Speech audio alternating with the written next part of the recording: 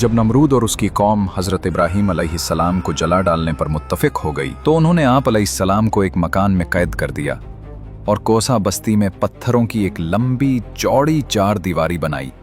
फिर लकड़ियां जमा करने लग गए और सबने जोश व खरोश से उसमें हिस्सा लिया। जब उन्होंने कसीर तादाद में हर तरह की लकड़ियां जमा करके आग लगाई तो उसके शोले इतने बुलंद हुए कि अगर इस तरफ से कोई परिंदा गुजरता तो वो उसकी तपिश से जल जाता था। फिर एक मंजनीक यानी पत्थर फेंकने वाली मशीन खड़ी की और आप अलैहिस्सलाम को बांधकर उसमें रख दिया। उस वक्त आप अलैहिस्सलाम की ज़बान मुबारक पर था हस्बी अल्लाहु व निअमल वकील, यानी मुझे अल्लाह काफ़ी है और वो क्या ही अच्छा कारसाज है। जिब्रील अमीन अलैहिस्सलाम ने आपसे अर्ज़ की, क्या कुछ काम है? आप अलैहिस्सलाम ने फरमाया, तुमसे नहीं। हज़रत जिब्रील अलैहिस्सलाम ने अर्ज़ की, तू अपने रब से सवाल कीजिए। आप अलैहिस्सलाम ने फरमाया, सवाल करने के मुकाबले में उसका मेरे हाल को जानना मेरे लिए काफ़ी है। आप अलैहिस्सलाम को आग में डाला गया तो रहमत इलाही का दरिया जोश में आया और आग को हुक्म जारी हुआ, उल्ना या नारु कूनी बर्दन व सलामन अला इब्राहीम, यानी ए आग इब्राहीम पर ठंडी और सलामती वाली हो जा। चुनाचे आग की गर्मी ज़ायल हो गई और रोशनी बाकी रही और उसने उन रस्सियों के सिवा और कुछ न जलाया जिनसे आप अलैहिस्सलाम को बांधा गया था। हज़रत इब्राहीम अलैहिस्सलाम जब सलामती के साथ आग से बाहर तशरीफ ले आए तो कुफ़ार को फिर समझाया और दावत तौहीद दी और अंजाम आखिरत से डराया। चुनांचे इरशाद फरमाया कि तुम आपस में एक दूसरे से दोस्ती और मोहब्बत रखते हो और बाहम सीरत और तरीक़े में अपने दोस्तों रिश्तेदारों से जुदा नहीं होना चाहते। इसी वजह से तुमने कुफ्र और शिर्क के तरीक़े को मजबूती से थाम रखा है। लेकिन याद रखो कि तुम्हारी ये दोस्ती इस फ़ानी दुनिया तक ही महदूद रहेगी और क़यामत में तुम्हारे छोटे बड़े सब एक दूसरे से बेजार होंगे और पैरोकार अपने सरदारों पर लानत करने लगेंगे और तुम सब का ठिकाना जहन्नुम होगा। हज़रत इब्राहीम अलैहिस्सलाम के आग से सही सलामत तशरीफ़ लाने का मौजज़ा देखकर हज़रत लूत अलैहिस्सलाम ने आपकी रिसालत की तस्दीक की, जैसा कि इरशाद बारी ताला है। तो इब्राहीम की तस्दीक लूत ने की। कुछ अरसे बाद इलाके में कहत पड़ गया और उस वक्त गल्ले के खजाने नमरूद के कब्जे में थे।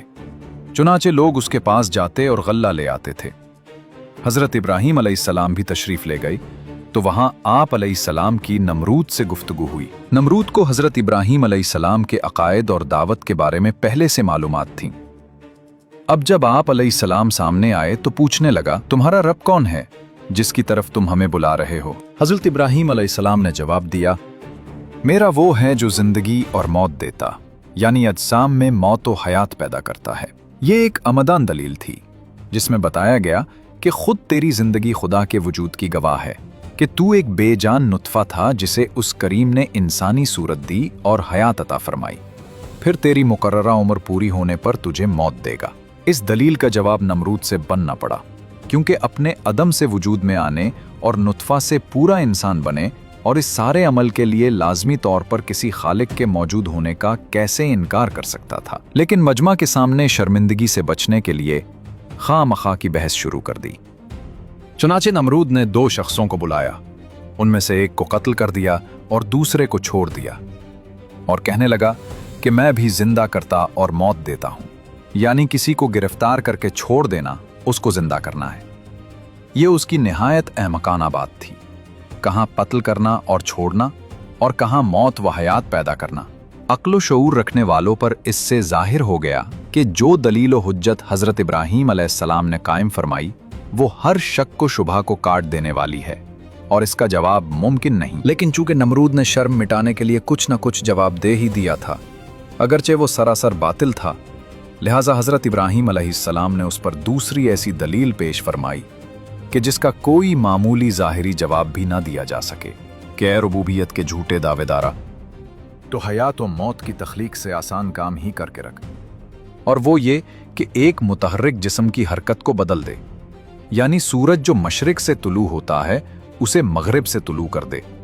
ये सुनकर नमरूद हक्का बक्का रह गया और कोई जवाब ना दे सका। मुनाजरे के बाद बदबख्त नमरूद ने आप अलैहिस्सलाम को गल्ला ना दिया, चुनाचे आप खाली हाथ वापस आए और घर के करीब पहुंचकर 2 बोरियों में रेत भर ली ताकि घर वाले समझें कि कुछ लेकर आए हैं।